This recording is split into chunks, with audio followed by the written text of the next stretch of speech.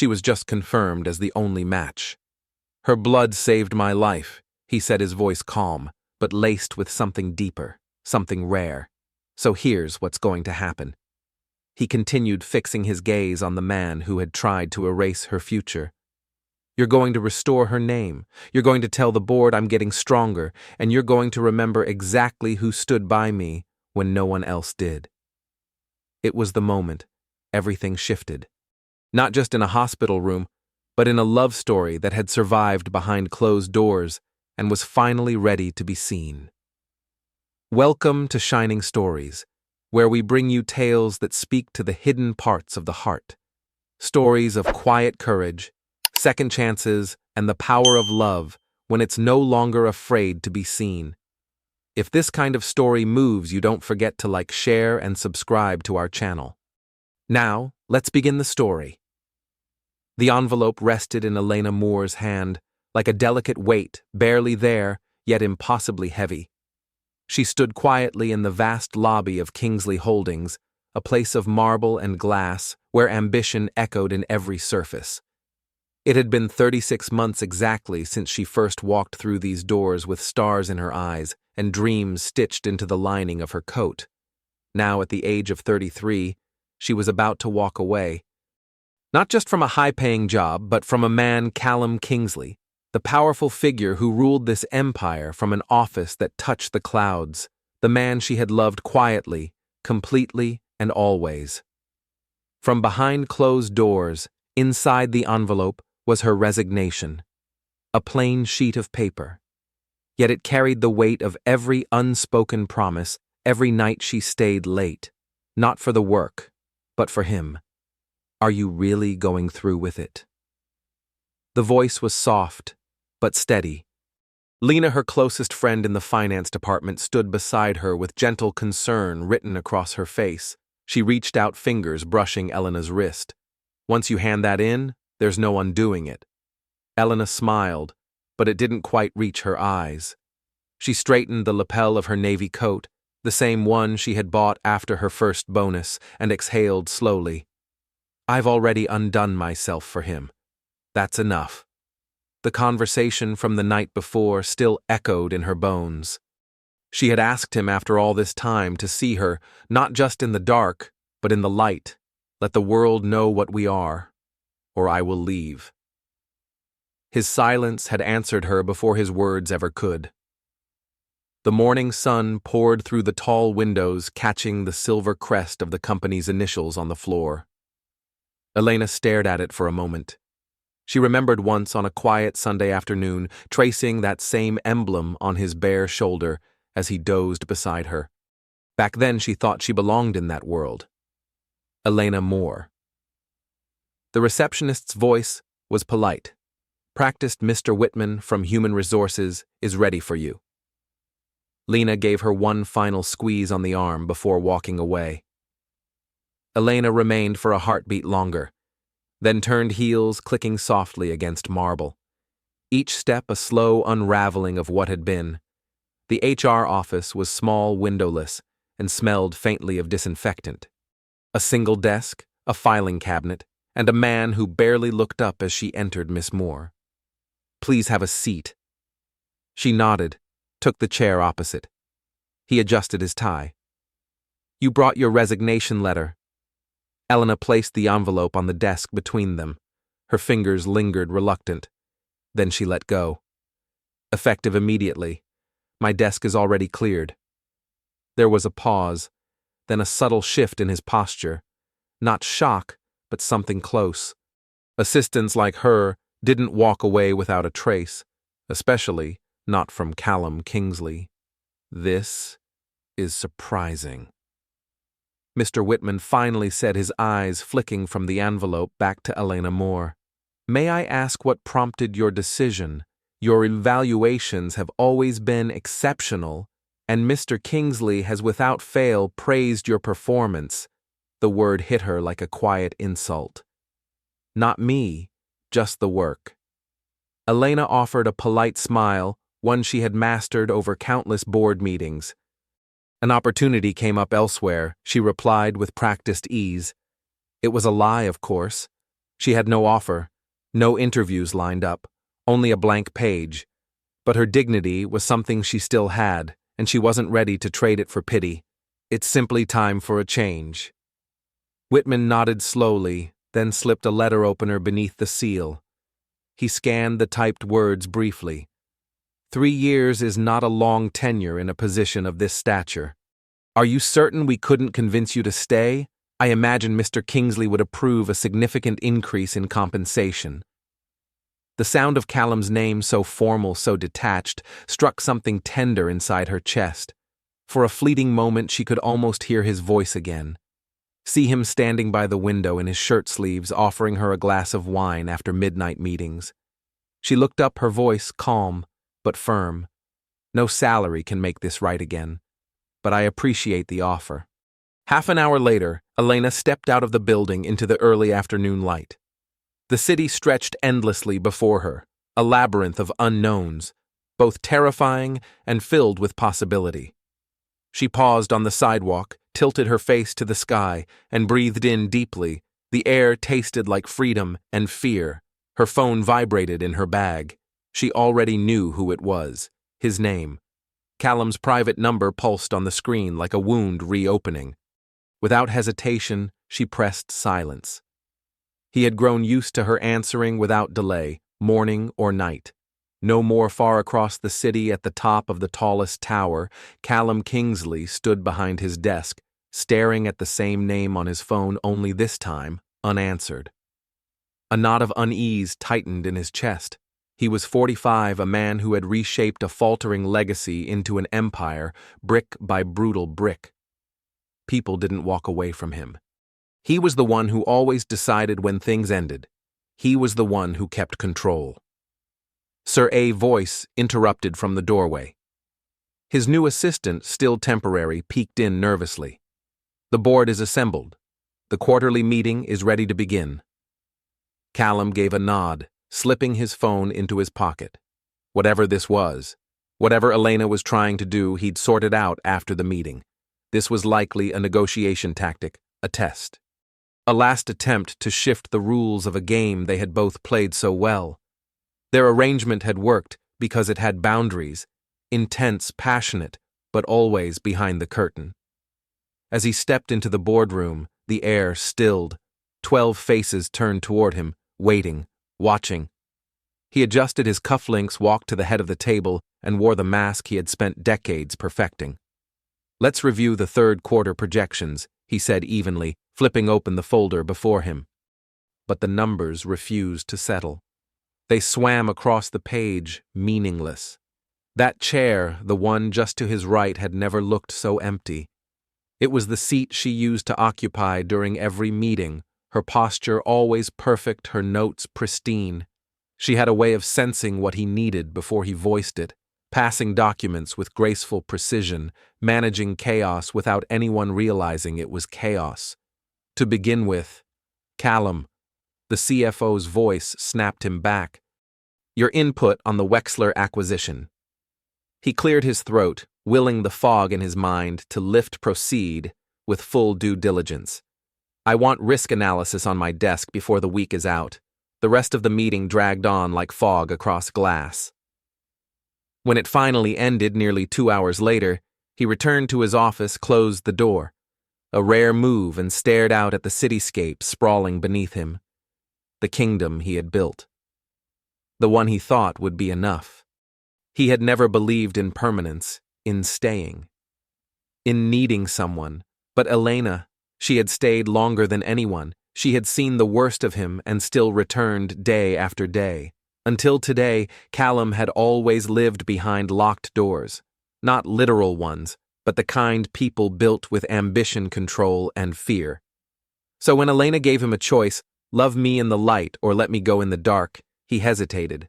And that hesitation became his answer. He hadn't considered not truly what it would mean to lose her. Going public meant scrutiny, complications, questions. He didn't want to answer. He had always thought keeping her close, but hidden, was enough. Safe, efficient, controlled. But now sitting in silence, the walls of his glass office pressing inward like quiet punishment, The weight of her absence settled heavily in his chest. A message pinged on his phone. It was from James. "You all right? You were miles away in the meeting." Callum didn't reply. Instead, his fingers moved almost of their own accord, unlocking his gallery. He opened a folder he hadn't dared look at in weeks, one that didn't exist in any official cloud, and there she was, Elena. Captured in a single, careless moment from the summer before Laughing Head, thrown back on the deck of his boat, sunlight pouring through her windswept hair, her eyes crinkled with something real joy, maybe, or freedom. It was the only picture he had ever taken of her. Of them. A lapse in the careful compartments he had constructed around his life. A photograph that now felt like a relic from another world. His thumb hovered over the screen. Delete it like he had done with so many others before her. But he couldn't, because no one had ever unsettled his life the way she had, and now, in her absence, everything felt off balance. The intercom buzzed. "Mr. Kingsley." His assistant's voice came through. Hesitant. "Dr. Abbott is on line 1. He says it's urgent about your test results." Callum's expression shifted. He picked up the receiver. "Kingsley." The voice on the other end was calm but direct. "We've been trying to reach you. Your recent blood work shows notable progression. The condition we've been monitoring, it's no longer dormant." There was a pause. "I need you to come in. Today." Callum didn't answer right away. His gaze had returned to the screen of his phone, where Elena's face still smiled at him, vibrant, alive, unreachable. And in that instant, a truth pressed against the edge of his denial. Perhaps he had just let go of the only person who might have been able to save more than just his heart. 2 weeks had passed since Elena left Kingsley Holdings.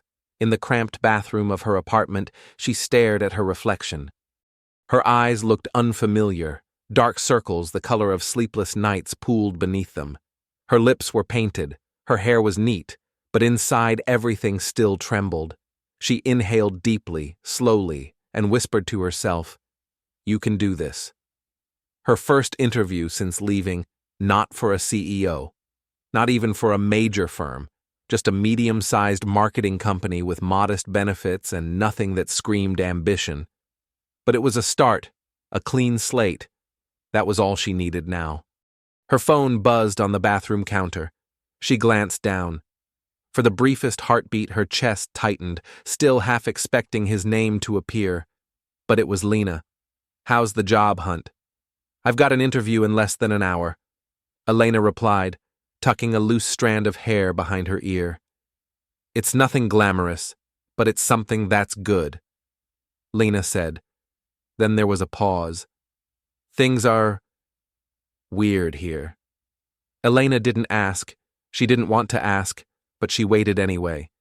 "He's changed. James said he walked out of a meeting with the Japanese investors yesterday. Just stood up, left without explanation." Elena closed her eyes. Her heart beat a little too fast, like it hadn't yet learned how to let go. "That's not my world anymore," she murmured. "I know," Lena said gently, "but you should also know. There are rumors about his health. Someone saw him at Mercy Hospital yesterday." Elena gripped the edge of the sink. "I thought you'd want to know," Lena added quietly, "even if you don't want to care." But Elena did care, more than she wanted to. More than she was ready to admit even to herself. He lasted 4 days. Lena had whispered on the call, her voice careful, said Callum was impossible to work with. Elena gripped the phone harder. Her voice cracked despite herself. "Lena, please. I can't do this. I can't keep caring about someone who never truly chose me." When the call ended, she turned back to the mirror. Her hands moved on instinct, mascara, lipstick, hair, all done with the precision of someone trying to construct a version of themselves that didn't hurt. For nearly 3 years, she had mastered the quiet art of emotional compartmentalization, separating her feelings from her function, her heart from her role. It had been her shield, her survival tactic, and now she would use that same skill to forget him. Across the city, Callum Kingsley sat in the corner of a medical office that smelled faintly of antiseptic and artificial calm. The blinds were half closed, the walls were a tired shade of cream, but nothing muted the words coming out of Dr. Abbott's mouth. The medication should help ease the symptoms, the doctor explained gently. But your stress levels are working against you. Your cortisol is dangerously high. Something's changed recently. Callum's jaw clenched. Nothing worth discussing. Dr. Abbott removed his glasses, resting them on the folder. Mr. Kingsley, I understand your need for privacy, but this is your life we're talking about. The autoimmune disorder we've been tracking. It's advancing faster than expected. If we don't slow it down, it will impact everything. He paused, letting the silence speak before continuing. I strongly recommend stepping away from work. At least for a short while. Callum stood abruptly. Not an option, just give me the medication. But the truth? He wasn't sure he knew how to exist outside of work. The office, once his sanctuary, now felt haunted. Her scent still lingered faintly in the conference room where they used to laugh between meetings. Her voice echoed in the corners of his memory, precise and calming, always one step ahead of his needs, and his mornings, once structured and sharp, now stretched empty. No perfect coffee, no soft knock on the door, no presence that made the space feel less hollow. There's one more thing, the doctor added. Unshaken.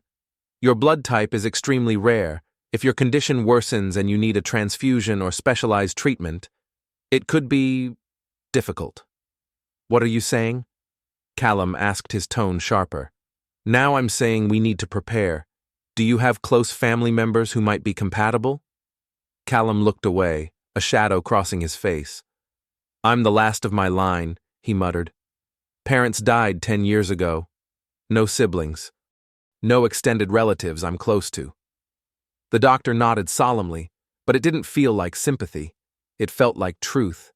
Cold, clinical truth. That evening, in the quiet hush of his penthouse, Callum stood by the wall of windows. The city outside blinked with artificial stars, streetlights, buildings neon, a kingdom of glass and steel that he had built with relentless ambition. He held a glass of scotch but hadn't tasted it. What was the point? His wealth, his empire, his precision-timed life. All of it suddenly felt meaningless beneath the weight of his own vulnerability. His phone rang. He picked it up without thinking, some small part of him still hoping it would be her, Elena. But it was James. The boards worried Callum about what happened with the Japanese delegation. We need to, not now. He ended the call before James could say more, something the old Callum Kingsley would never have done. The old version of him wouldn't have allowed personal emotion to cross the threshold of business, would never have stood by the window at night staring into the dark, thinking about a woman who once brought warmth into his structured life. He opened his contacts. Her name was still there. His thumb hovered. But instead of pressing call, he tossed the phone onto the couch. Pride. It had been his most loyal companion long before Elena Moore ever walked into his world. And now, even as his body betrayed him, even as life unraveled, pride was the one thing still standing tall. That morning, Elena Moore sat with quiet poise across from the human resources director of a modest marketing firm. Her resume lay between them, printed on crisp paper, a reflection of a life she had carefully curated and recently unraveled. Your background is impressive, Ms. Moore, the woman said with a smile that didn't quite reach her eyes.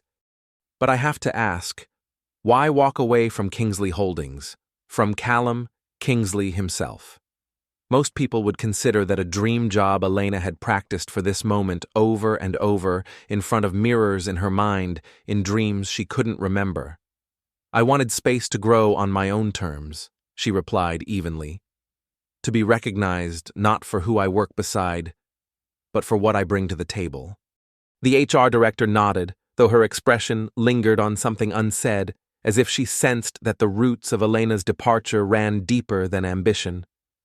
"Our salary range is significantly lower than what you were likely making," she added gently.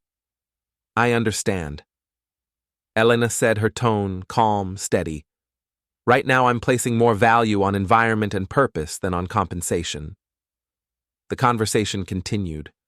Elena answered everything flawlessly, or rather automatically.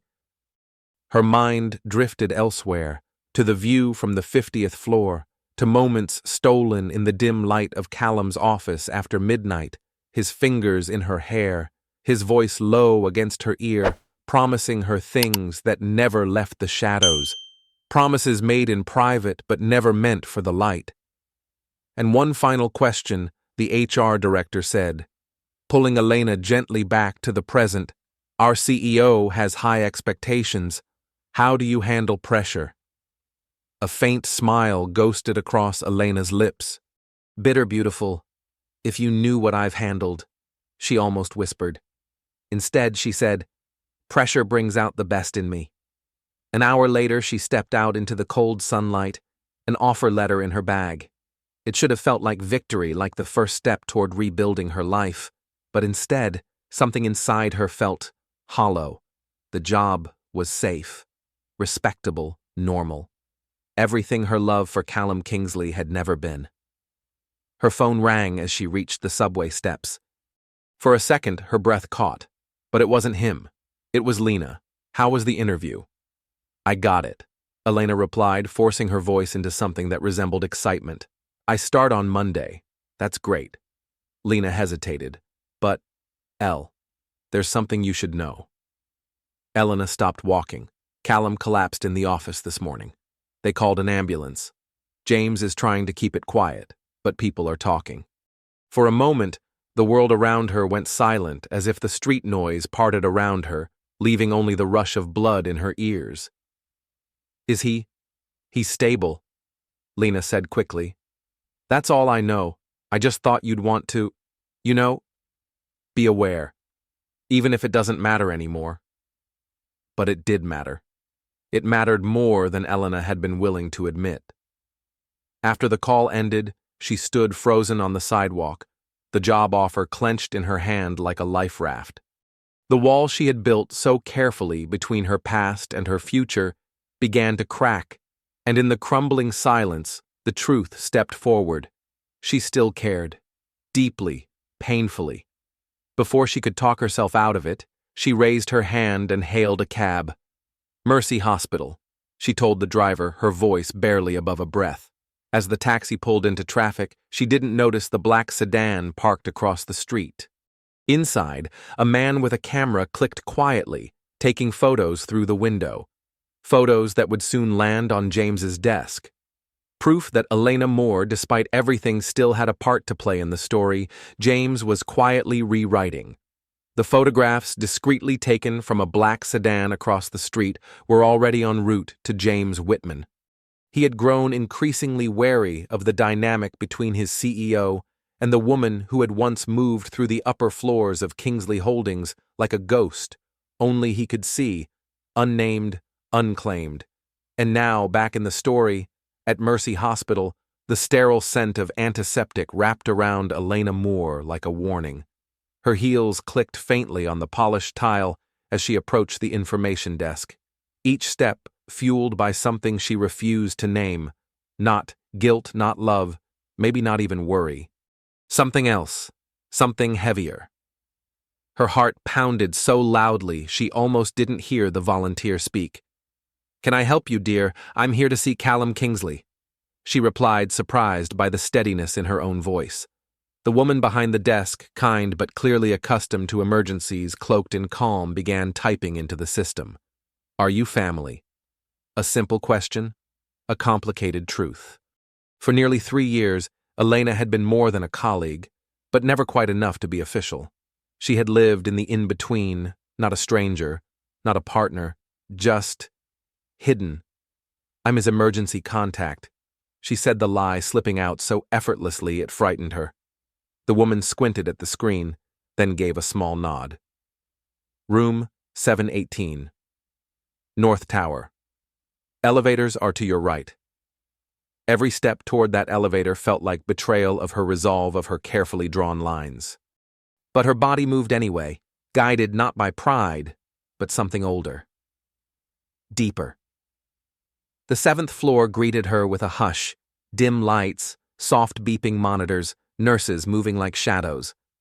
The door to 718 was closed, a chart hung beside it like a quiet sentinel. Elena paused her hand on the knob, suddenly unsure. What if he didn't want to see her? What if someone else was already by his side? But before doubt could tighten its grip, she pushed the door open and froze. There, beneath sterile white sheets, Callum Kingsley lay still too still. The man who once commanded markets meetings and her heart with equal force, now pale-hooked to machines, his power diminished to a pulse monitor and an IV drip. For a moment, she thought he was unconscious, but then his eyes opened, blue, sharp, familiar, and stunned Elena. Her name on his lips was half a question, half disbelief. "I heard what happened," she said quietly, her feet rooted near the door, the distance between them suddenly vast. "I just wanted to make sure you were all right." A flicker of his old sardonic smile returned, worn thin, but still there. Define all right. The moment was broken by the entrance of a doctor clipboard in hand. He halted when he saw her. "Apologies. I wasn't aware Mr. Kingsley had a visitor. I was just leaving," Elena said quickly, already taking a step back. No, Callum's voice, though weaker than she remembered, still carried the weight of command. "She can stay. She can hear whatever it is you have to say." The doctor hesitated, then nodded. "As I was explaining earlier," he began, turning back to Callum, "your condition is progressing more aggressively than we'd hoped. The current medication isn't controlling the inflammation. We may need to consider more intensive interventions." Elena's breath caught. She hadn't come for this, hadn't prepared herself for words like aggressively or intervention, but she listened. Every syllable carved deeper into her worry. The doctor's voice softened slightly. "This disease is rare, and it's attacking the vascular system. We're monitoring closely, but we're entering a more critical phase." Elena looked at Callum, the strongest man she had ever known, and saw something new in his face. Not fear, not weakness. The one thing he had never allowed her to see, until now. Words like immunosuppressants, antibody profile, and transfusion risk circled the room like shadows with sharp edges. Elena listened, but her mind couldn't hold them all at once. Only the weight of what they meant. The doctor's voice was steady. "Your blood type and antibody profile are particularly rare. We've already begun searching the National Registry, but I want to be honest, matches like yours are difficult to find." Then he left, leaving behind a silence thick enough to breathe in. Elena stepped closer to the bed almost without realizing. She didn't mean to, didn't plan to, but her body moved as if drawn by gravity. "Why didn't you tell me you were sick?" she asked, her voice quiet. Callum let out a short, humorless laugh. "Because I wasn't. Not really. For years, it was dormant, manageable, a footnote in my medical chart." His eyes met hers. It only started to spiral in the last few weeks. The words hung between them. The timing was too perfect to be coincidental. Her leaving, his collapse. The connection curled itself around her spine. "Don't look at me like that," he said, sensing her thoughts. "This isn't your fault. I didn't say it was. You didn't have to." He shifted slightly, a wince crossing his features. The strong man she had always known now fighting battles invisible to the eye. "Why are you here, Elena?" he asked, voice lower now, nearly tender. "You made yourself very clear when you left."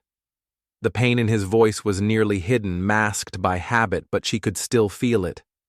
After nearly 3 years at his side, she knew how to read between the lines. She knew how to see what others missed. "I don't know. She answered honestly, I needed to see for myself that I'm not all right. She didn't reply. She didn't need to. Before she could speak again, the door opened and James Whitman stepped into the room. He stopped short at the sight of her. The look on his face shifted too quickly from concern to calculation. "Ms. Moore," he said. "What a surprise." His voice said otherwise.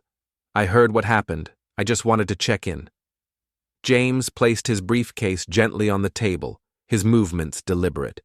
"The board is convening in about an hour to discuss interim leadership. The official line is that you're on medical leave, but if there's more we need to be aware of." He left the sentence hanging unfinished on purpose. "Nothing's changed," Callum replied, his voice sharpening into the familiar edge of command. "I'll be back by next week." James nodded, though the doubt in his expression lingered. "In that case," he said, reaching into the briefcase, "a few urgent documents require your attention." He set them down, then glanced toward Elena with purposeful subtlety. "Perhaps we could have the room I was just leaving?" she said quickly, already reaching for her purse. "Elena." His voice stopped her. It always had. "Will you come back tomorrow?" It wasn't just a question. It was a quiet plea. Not for company, for something harder to ask for another chance, for something unfinished. She hesitated. The wall she had so carefully built inside her flickered uncertain. "I don't know if that's a good idea." Please, one word. Small, but from Callum Kingsley it carried weight. In nearly 3 years, she could count on one hand how many times he'd used that word with her, and none of them had been outside their most private, quietest moments. "I'll think about it," she whispered. Out in the corridor, Elena leaned against the wall, her breaths coming slower, heavier. The truth of what she had just learned pressed into her ribs like a stone. She had seen Callum push through deadlines and crises, shrug off, exhaustion rise before dawn, and stay long past nightfall. He had always made people believe he was unshakable, and now, for the first time, she had seen him human, and it shook her more than she dared admit even to herself. She had spent years convincing herself that Callum Kingsley was above the things that made others fragile. But now, seeing him confined to a hospital bed, surrounded by machines that hummed and beeped to keep his body in order that illusion had shattered, it wasn't just his vulnerability that unsettled her. It was what it awakened in her doubt-compassion. And a lingering question she hadn't dared to ask herself since the day she left: had she been wrong to walk away? Her phone buzzed. A message. Apex Marketing. Her start date. Confirmed. Next Monday. Normal life, structured, reliable, untouched by ghosts, waited just beyond the hospital doors. All she had to do was walk away. Choose the clean slate. Pretend none of this had ever mattered. But 2 days later, Elena Moore sat in a small, sterile examination room at Mercy Hospital. Her arm extended as a technician filled a row of vials with her blood. Not for Callum. Not to see him, but to be tested quietly as a potential donor. The night after her visit, she had stayed up researching the condition he was battling. The more she read, the heavier it became. Rare, complicated, relentless. The chances of compatibility are slim, the doctor had told her that morning. His profile is exceptionally rare. "I understand," she'd replied. What she didn't say, what she couldn't say, was that after nearly 3 years of sharing his life in silence, some irrational, fragile part of her believed that maybe their connection had gone deeper than words, deeper even than pain. Maybe it reached down to something as elemental as blood. As the technician sealed the final vial, Elena's phone lit up again. It was Richard Burns, the man who had offered her the marketing job, Ms. Moore. His voice was cautious, almost apologetic. "I'm afraid we need to revisit the offer we extended." Her heart slowed. "Is there a problem?" "There's been some concern." We've received word that your departure from Kingsley Holdings involved a personal entanglement with Mr. Kingsley allegations that frankly raise ethical questions. Elena went cold. Who told you that I'm not at liberty to say? But the source was credible enough for us to place the offer on hold, at least until things are clarified. The call ended, but the echo of it remained. A single truth wrapped itself around her like a tightening thread. Someone was trying to erase her future. And it wasn't a stranger. It was someone with access. Someone who knew where the cracks were and how to slip a knife into them. Her mind went instantly to James Whitman.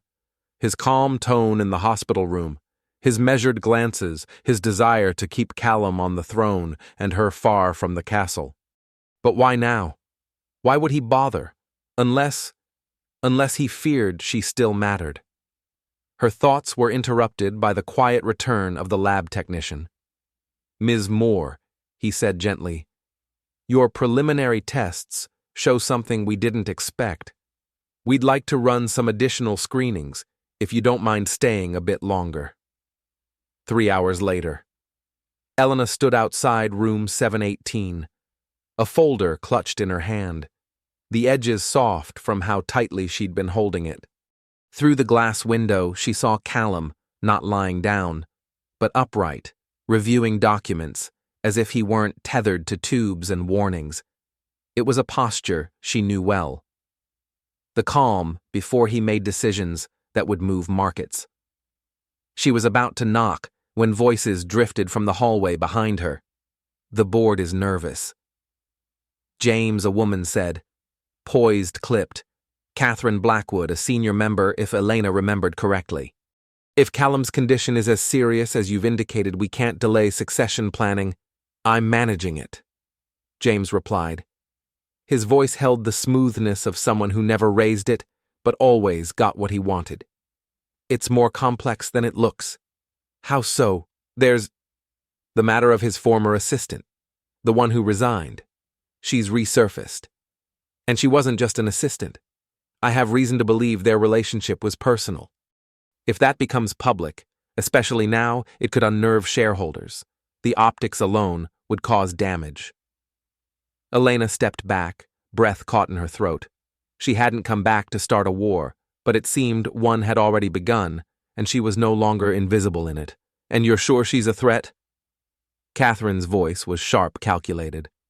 "I'm making certain she's not in a position to become one," James replied. Their footsteps retreated, leaving behind silence, and Elena Moore frozen in place. She held the lab folder against her chest like it was something sacred or dangerous. Inside, it was a truth that could change everything. She could help Callum. She could be the one person whose blood could stabilize what no medicine had yet touched. But what would it cost her? Her privacy, her future, the fragile freedom she had started to rebuild. And yet, she walked. With quiet purpose, she returned to room 718, lifted her hand, and knocked. Callum looked up, and the composure he had so carefully curated slipped for just a moment. "You came back," he said, setting aside the files in his lap. "I did more than that," she said, stepping into the room. She walked slowly, placed the folder gently on his bedside table. "I had myself tested." His expression changed confusion, giving way to something more vulnerable, more raw. "Tested. For compatibility." She nodded. "The results came back. I match my blood, my antibodies. The doctor said it's almost statistically impossible." His breath caught. Why, he asked softly, "Why would you do that?" "Does it matter?" She said, "I just did." But even as the weight of her decision settled in the room, Elena reached for another truth. "I need to tell you something I overheard outside." Callum leaned forward slightly. "James is sabotaging me. He's been calling employers, whispering things that make people back away, and he's telling your board that your condition is worse than it is, setting the stage for your seat before it's even cold." Callum's face changed, the vulnerability replaced with the steel she knew too well. "James has always wanted more than he's earned," he said, "but this, This is different. Elena sat gently on the edge of the bed. Maybe it's not just ambition, she said. Maybe he suspects that whatever existed between us wasn't just personal. Maybe he's afraid of what happens if it ever becomes public. Especially now. The silence between them wasn't empty, it was dense. It pulsed between heart monitor beeps between sunlit windows and sterile walls. Finally, Callum spoke. 3 years, he murmured. You stood beside me. You saw the worst of me, the parts I tried to hide from everyone, and now, your blood matches mine when no one else's does. He let out a disbelieving laugh. If I believed in fate, I might think that meant something. I don't need fate to make my choices, Elena said. Steady. I'm offering to help, because I don't want to see you suffer, but I need something too. Callum nodded as if he had been waiting for this. Tell me. The truth, she said. Why did you keep me a secret? Why couldn't you just say it out loud? What were you so afraid of? Callum looked away. His jaw clenched. For a moment she thought he might disappear again into that practiced distance he wore like a second skin, but then he exhaled. My parents' marriage was a transaction, he said, voice low, a strategic move that soured into cold silence and resentment. My father married my mother for connections, for access, and when it didn't pay off, he made our lives cruel. He paused, fingers running over the seam of his blanket. I learned early that emotions were liabilities. That love was just another currency, one you lost more often than you gained. When they died, I was left with nothing but this company, a broken inheritance. And slowly, Elena began to understand, not excuse him, but see the scar beneath the armor. I rebuilt everything through force of will. Callum Kingsley said, his voice low but steady. I clawed this company back from the edge of ruin. Every decision I made, including hiding what we were, was meant to protect what I'd built. Elena said nothing at first. Her hand was still wrapped in his, their fingers tangled in a silence years in the making. And yes, he continued, finally meeting her eyes again. At first, it was just logical. Office relationships are messy, risky. But the longer we were together, the more I realized something else. He paused. You had power over me. Real power, the kind that makes a man terrified of loss. Keeping you hidden wasn't about shame. It was about fear. Fear of what it would feel like if you ever walked away. His voice broke slightly. And now here I am in a hospital bed, watching the only person who can help me walk through that door, even after I spent years pretending she didn't belong by my side. His hand tightened around hers. I was a coward, Elena, and a fool. Before she could speak, the door opened. James Whitman stepped inside, briefcase in hand, stride confident, until he saw them. Callum, Elena. Hand in hand, Elena, James said smoothly. Though his eyes sharpened, I didn't expect to find you here again. I was under the impression you had moved on. Actually, Callum's voice shifted, no longer soft, but sharpened like a blade. The voice of a man who knew power and wasn't afraid to use it. She was just telling me about the curious phone calls her potential employers have been receiving, calls that conveniently mention our history. Care to explain that James blinked just once, then recovered his poise. I simply felt that any conflicts of interest should be properly disclosed. To whom, by smearing her name across the city, Callum's tone cut like glass. Or was this about clearing a path for yourself while I was too sick to fight back? James placed his briefcase down, slowly. Alex Callum, your condition is affecting your clarity. The board is worried, and justifiably so. This situation with Mrs. Moore, it presents a liability. That's enough. Callum sat upright, every trace of weakness gone. Elena was just confirmed as the only donor match for my treatment. Her blood is compatible in a way the doctors have called extraordinary. She's not a liability. She's the reason I'm alive." James froze. "That changes things," he said quietly. "Yes." Callum replied, his smile cold and certain. "It does. So here's what you're going to do. You're going to walk back every whisper you've ever let loose about her. You're going to clean her name from top to bottom, and you're going to tell the board that my treatment is progressing better than expected, because it will be thanks to her. And if I don't, then the board will receive a very different report," Callum said calmly, "along with documentation of your quiet attempt to seize power during a medical crisis. I trust you understand what that would mean." James didn't answer. He didn't need to. His silence said everything. When the door finally closed behind him, Elena let out a slow, uneven breath. "You didn't have to do that." "Yes, I did." Callum turned to her eyes clearer than they'd been in weeks. "Because I've spent far too long hiding the one thing in my life that wasn't a liability. It was my anchor." 1 month later, Elena stood beneath the warm sky of early evening, the rooftop garden of a city hotel, buzzing softly with laughter and music behind her.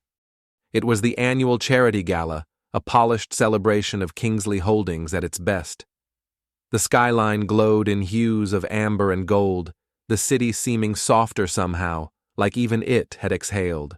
Her gown shimmered deep blue satin elegant, a stark contrast to the sterile whites and harsh fluorescence of the hospital that now lived behind her.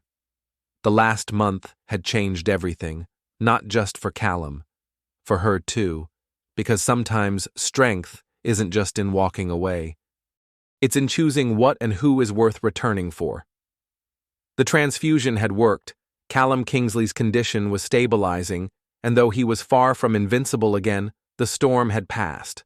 What remained now was not survival, but healing of his body and something deeper. "There you are." His voice found her before his steps did. Elena turned toward it just as Callum approached his stride, confident, the color back in his face. His recovery showed not only in his health, but in something softer, a new ease, a gentler way of taking up space. "The board was asking about you," he said with a slight smile. "And what did you tell them?" She asked, the wind playing gently with the silk of her gown, that they could wait. He stepped beside her at the edge of the rooftop terrace, the city unfolding beneath them like a sea of light. His shoulder brushed hers, grounding her. "I've been doing a lot of thinking," he said quietly, eyes on the horizon. "During my recovery. A dangerous pastime." She teased the same words she'd used during late-night strategy sessions when their fingers had brushed over reports and unsaid things. He chuckled, not the guarded laugh of a man managing image, but the open sound of someone coming back to life. "I've been thinking about second chances," he continued, "and how rare it is that life offers them, and even rarer that we recognize them when they arrive." He reached for her hand, his thumb tracing gentle circles on her palm, a quiet intimacy full of memory. "I've been thinking about what actually matters," he said, "when all the titles and power and armor fall away." She looked up at him. "And I was wrong," he said simply. The words hovered between them, fragile, weighted brave. "Hiding you didn't protect us," he continued. "It only protected my fear. And in doing so, I nearly lost the one real thing I've ever had." For 3 years, Elena had watched the city from Callum's penthouse, always slightly outside of it all, always his almost, never his always. "I can't go back to how it was," she said softly. "I won't be someone kept in the dark. I'm not asking you to be," he replied, turning fully toward her. "Tonight isn't just about this gala. It's about finally doing what I should have done a long time ago." He touched the small mark on his wrist, a faint scar almost invisible now where her blood had entered his body and turned the tide. "It's about introducing you to the board, our clients in this city. As the woman who saved my life." He hesitated, then added, "In more ways than one." He met her gaze steady. Now Elena Moore, I love you. The words weren't dramatic. They didn't need to be. They were steady grounded, spoken not as a confession, but as a truth that had always existed waiting for breath. You know this will change everything, she said, her voice low, steady, despite the emotion in her chest. There will be questions, headlines, judgments. Let them come. He said more at peace than she had ever seen him. I built a company on appearances, and it almost cost me the only thing that was real. As twilight melted into night, they stood side by side at the edge of the rooftop. No longer CEO and assistant, no longer fractured by secrecy and fear, but simply two people who had walked through fire and found one another on the other side. When they returned to the gala below, Callum didn't hesitate. He kept Elena's hand firmly in his as he introduced her, not as staff, not as his past, but as his person, to board members, to clients, to the world, no longer hidden. No longer a whisper, she was now his strength, and he finally was hers. And when the last champagne flute was emptied, the last guest gone, and the elevator doors closed behind them, they stood together, rising, not toward secrecy, not toward separation, but toward a life unhidden, whole, integrated, and finally, truly theirs. Thank you, Callum.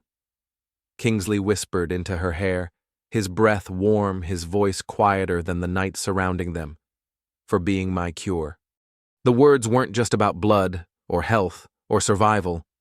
They were about the ache he had lived with for years, the loneliness of building an empire so vast there had been no space for softness. Until her Elena Moore closed her eyes against his chest, the rhythm of his heartbeat anchoring her like a compass. Steady, certain alive. She felt the truth in that sound, not just a sign of healing, but of something stronger than even the pulse beneath her cheek. Love that had endured silence, survived separation, and now stood whole in the light, no longer hidden, no longer tentative, no longer a secret tucked away in boardroom shadows. I'm here. She murmured the words, small but unshakable, and then softly, with everything in her, always. And so beneath city lights and after years of silence, fear and unspoken longing, two people who once lived in the shadows of their own story finally stepped into the light, not as CEO and assistant, not as secret and scandal, but as something far more rare, a perfect match in blood and in life. Some loves are loud, some are quiet, and some endure in the space between waiting healing and when the time is right, finding their way home. If this story moved something in you, a memory, a hope, a question, please like, share, and subscribe to Shining Stories. Because here we believe that every heart has a story worth telling, and maybe, just maybe yours is next.